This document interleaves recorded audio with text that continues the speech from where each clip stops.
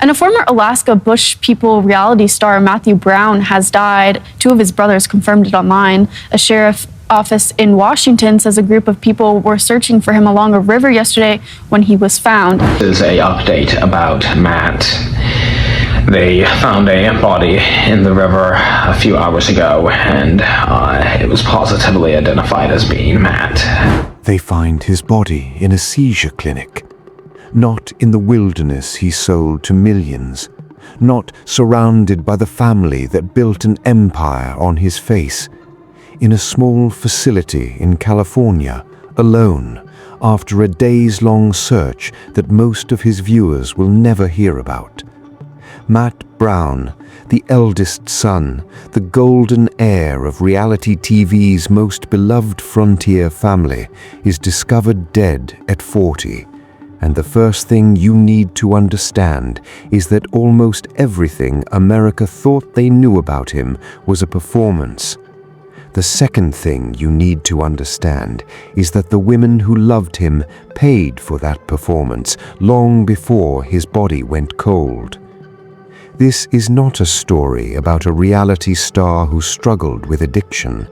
This is a story about what happens when fame is built on a lie so big that the person at the center of it can never escape, and the people who reach for him, especially the women, become collateral damage in a fantasy that was never theirs to control. Because Matt Brown's tragedy didn't start when he disappeared.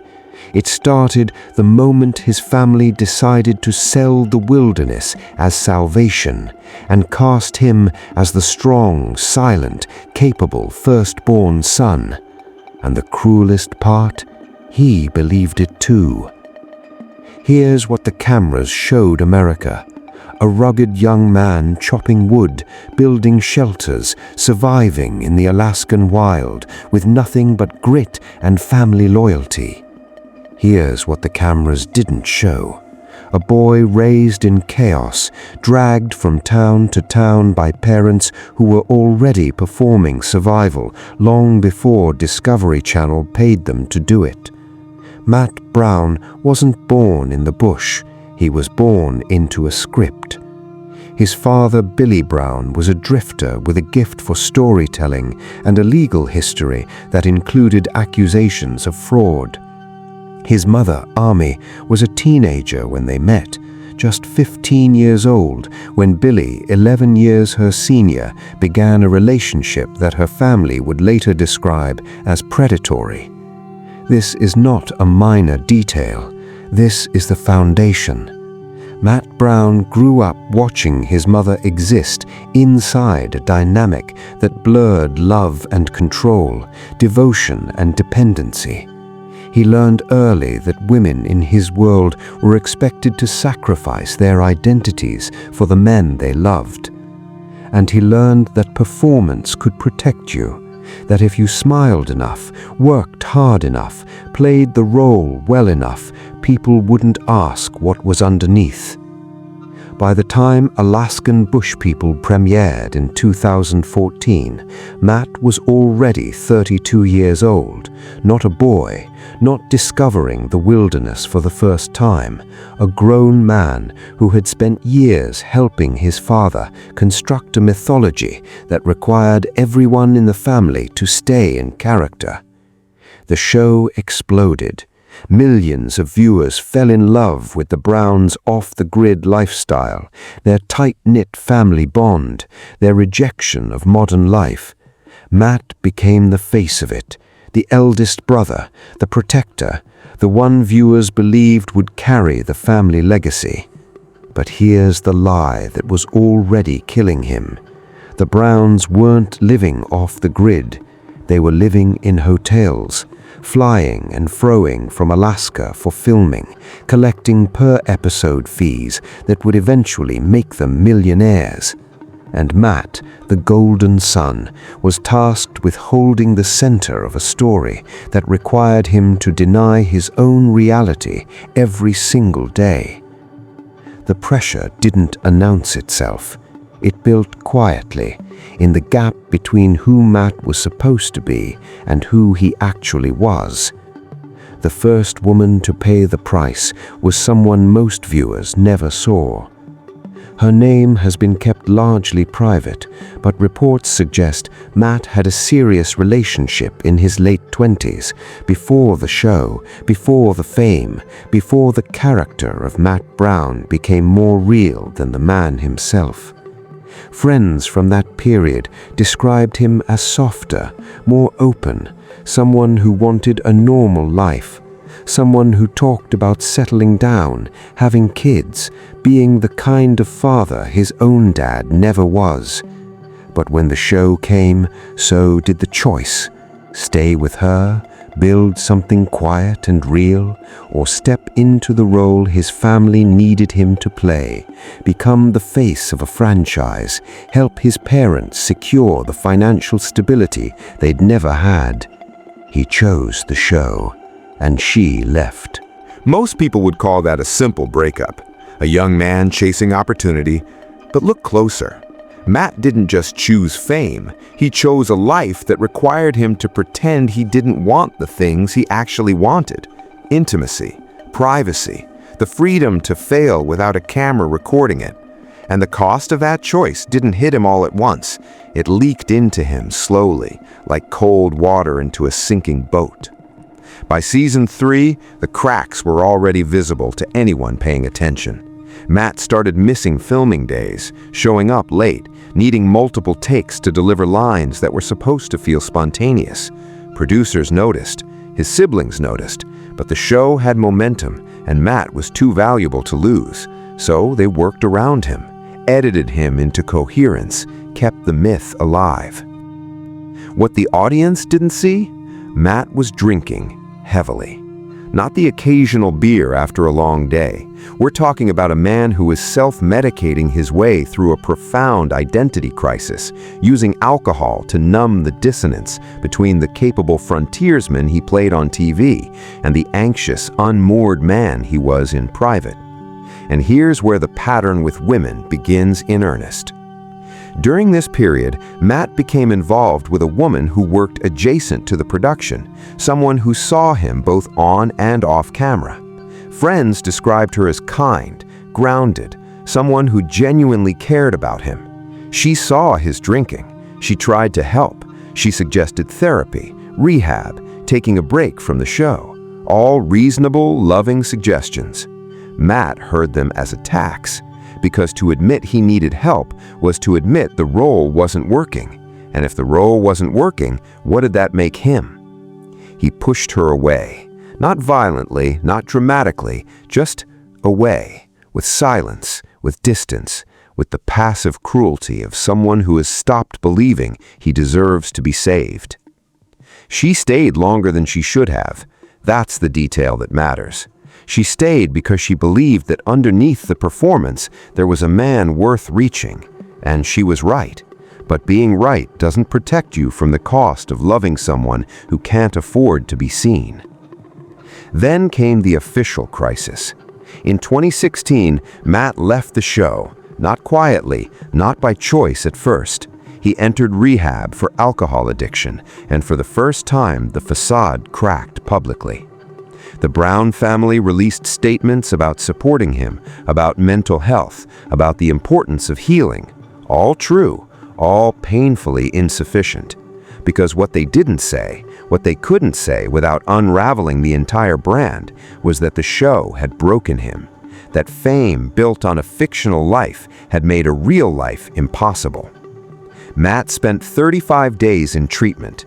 He did interviews afterward, saying all the right things, talking about sobriety, about gratitude, about wanting to return to the family. And for a while, it seemed like he might actually recover. But recovery required him to rebuild an identity separate from the role, and the role was all he had. Here's where the second woman enters the story, and here's where the tragedy sharpens.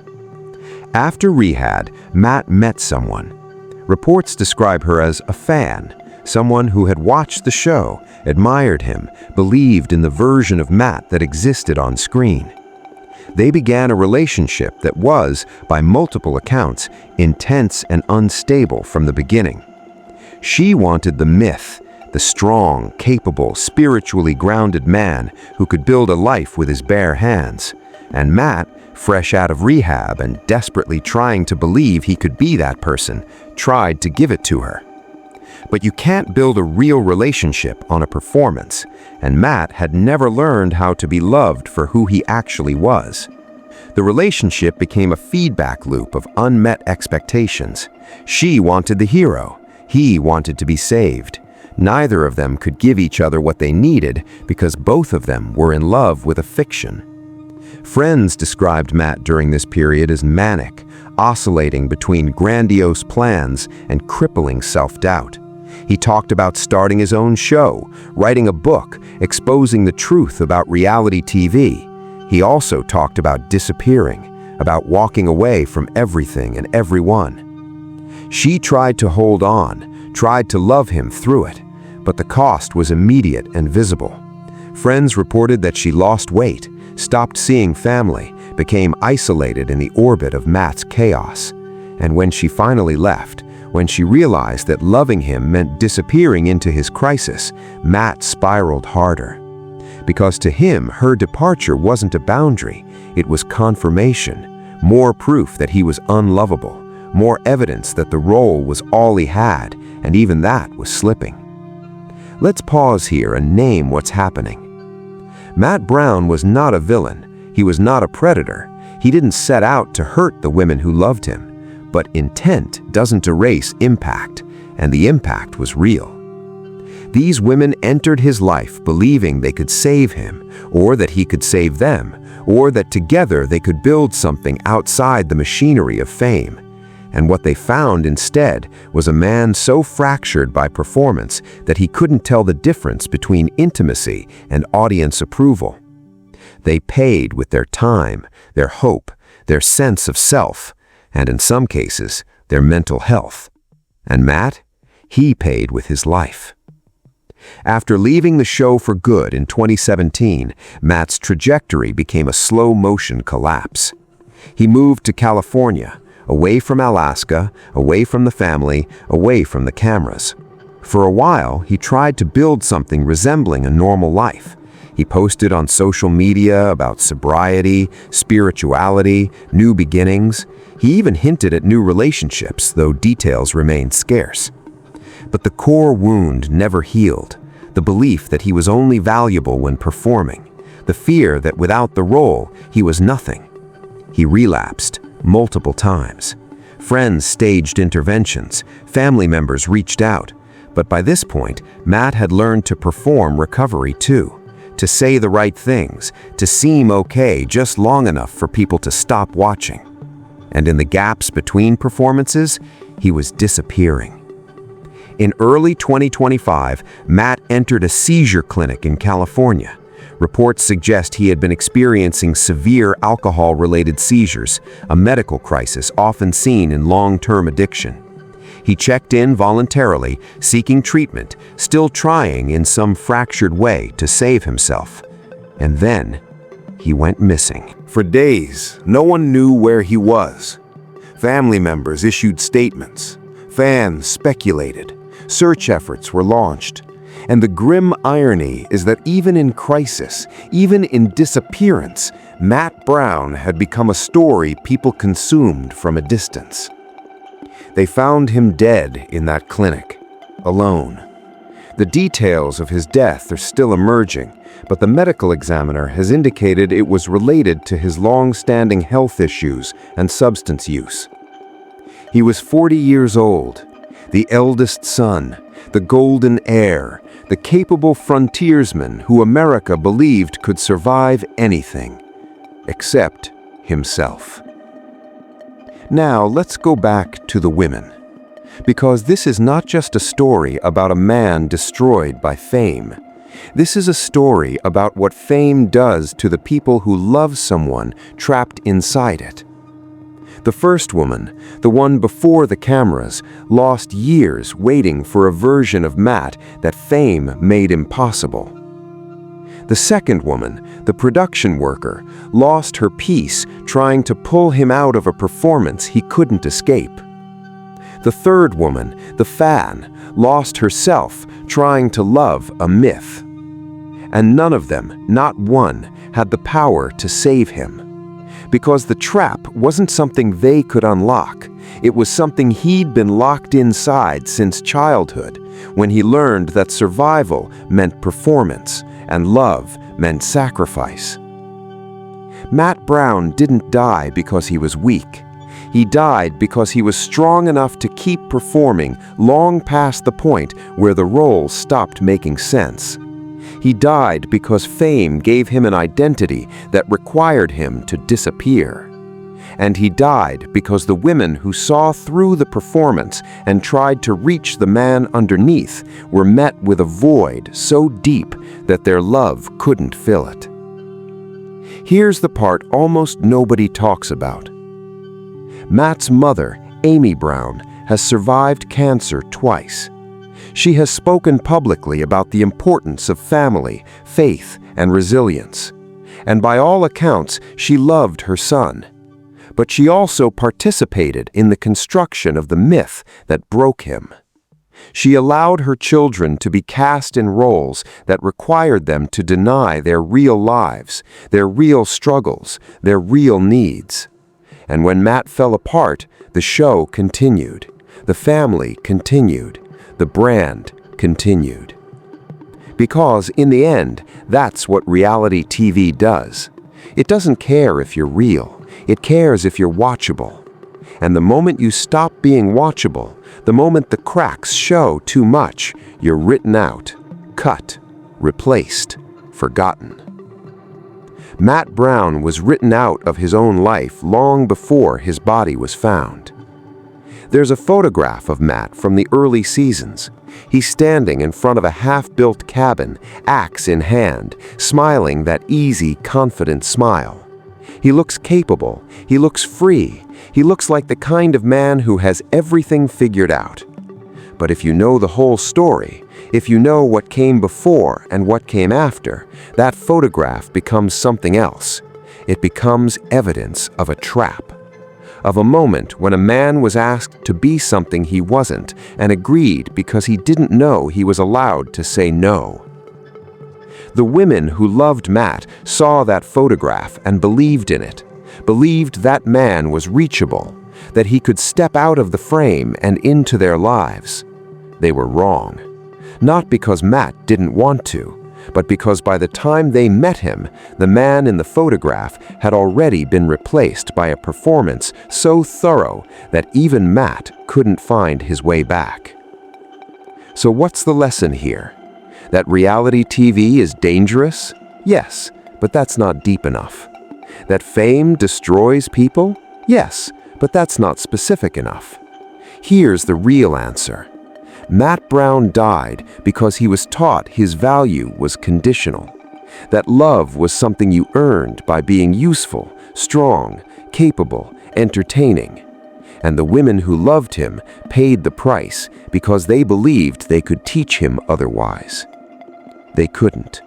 Not because they weren't enough, but because the belief was installed too early, too deep, and reinforced by an industry that profits from people forgetting who they are.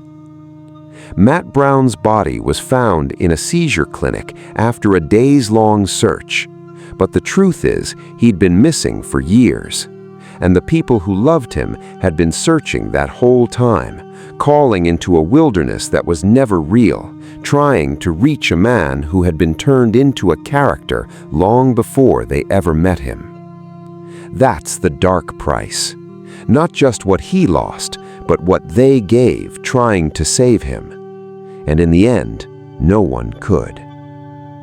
The Brown family released a statement after his death. It spoke of love, loss, and the importance of mental health. It did not mention the show. It did not mention the years of performance. It did not mention the women who tried to hold him together while the cameras rolled. But those women remember. And maybe that's the only justice left. Not that Matt Brown is remembered as a cautionary tale, but that the people who loved him, who saw him, who reached for him, who paid the cost of that reaching, are remembered too. because they were real, even when everything else wasn't. If you want to understand what happens when fame is built on a lie, when family becomes content, and when the people we love become characters we can't save, there's another story worth knowing. It starts with a different kind of wilderness, a different kind of family, and a woman who thought love could survive anything, until it couldn't.